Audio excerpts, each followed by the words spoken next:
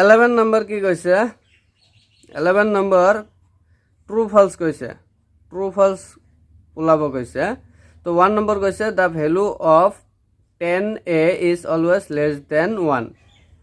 তো 10a এৰ value 1 নম্বৰটো কি কৈছে 10a তো 10a এঙ্গেল এর কারণে যেটো ভ্যালু হ'ব মানে তো 10 কিমান আছে 10 0 আছে 10 45 আছে 10 30 আছে 10 60 আছে 10 90 আছে হ্যাঁ না তো এইখিনির যিমান ভ্যালু হ'ব 1 তকৈ কি হৈছে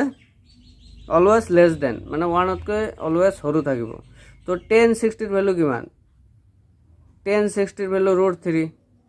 তো √3 মানে কি লিখিব পাৰো 1.732 সামথিং এনেকৈ লিখিব পাৰো হ্যাঁ না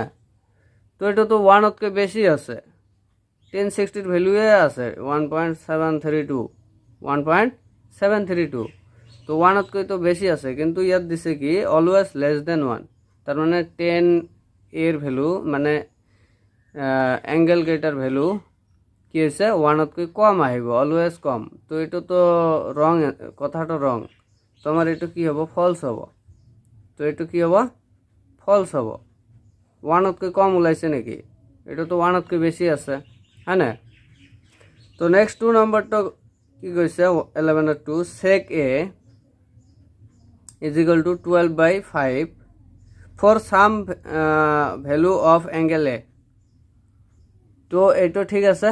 এটা sec এর ভ্যালু দিয়া আছে তো some value of angle a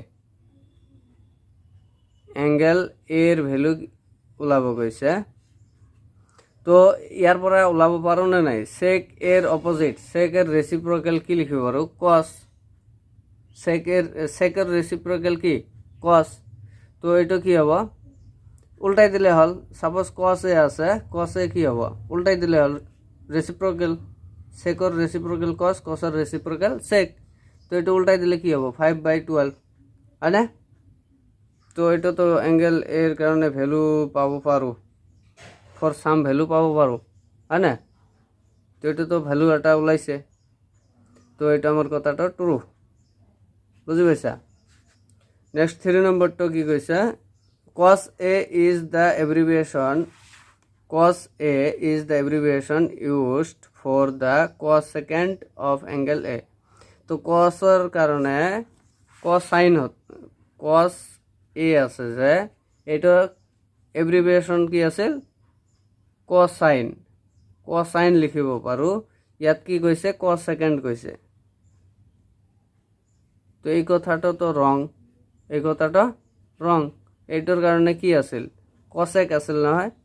cosec এ আছিল এইটোর কারণে এইটো cosecant এর কারণে cosec এ কিন্তু ইয়াত কি কৈছে cos এর কারণে এইটো তো কথা রং cos এর কারণে কি আছিল cosine আছিল হয় না আচ্ছা তো এটা কি হবে আমার ফলস হবে কথাটা এইটোর কারণে এইটো রাইট কিন্তু এইটো দিয়া আছে cos এর কারণে cosecant হবে বলি কইছে কোশ্চেনত হয় না তো এটা আমার ফলস কথাটা ফলস নেক্সট 4 নম্বরটা সোয়া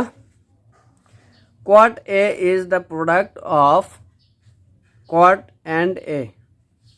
তো quad a তো আছে নহয় quad a তো এইটো কইছে quad আৰু and এর প্রোডাক্ট এই দুটার প্রোডাক্ট করে quad a পাওয়া যায় তো এইটো কথাটা রং তো এইটো একটা অ্যাঙ্গেল এই অ্যাঙ্গেলের কারণে quad a এইটো প্রোডাক্ট নহয় প্রোডাক্ট বুলি কব নোৱাৰো হয় না তো এটা এনেকৈ লিখে cotangent of angle a তার মানে অ্যাঙ্গেল এর কারণে কটর মেজার করা হয় অ্যাঙ্গেল এ এটা 40 হব পারে 45 হব পারে 0 হব পারে 30 হব পারে 60 হব পারে 90 হব পারে এনেকৈ কটর মেজার করা হয় হ্যাঁ না